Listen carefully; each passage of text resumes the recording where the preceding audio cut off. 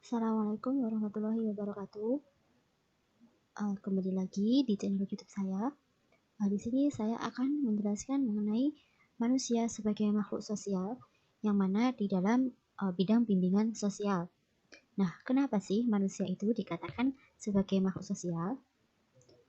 Mengapa dikatakan seperti itu?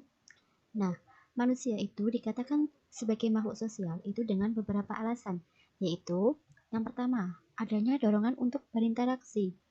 Kemudian yang kedua, manusia tunduk pada aturan norma sosial. Nah, yang ketiga, manusia memiliki kebutuhan untuk berinteraksi dengan satu sama lain. Jadi semua manusia itu pasti membutuhkan teman untuk berinteraksi, tidak hanya dengan dirinya sendiri.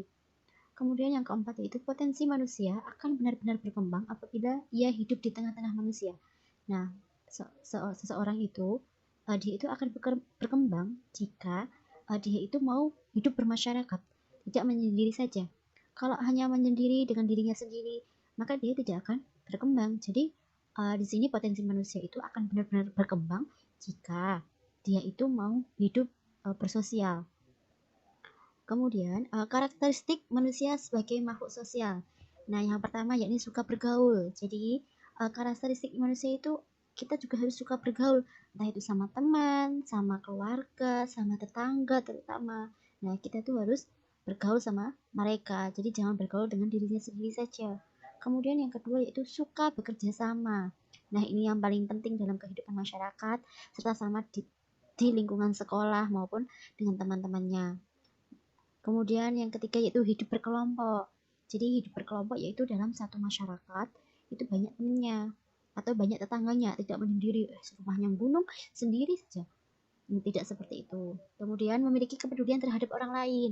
Misal, ini kalau ada teman kita sedang terkena musibah, kita juga harus peduli terhadap mereka. Kita membantu, ya setidaknya kalau ada teman yang kena musibah, kita mendoakannya, kita dekati, kita beri semangat, motivasi kepada mereka. Seperti itu. Kemudian yang kelima, tidak bisa hidup sendiri.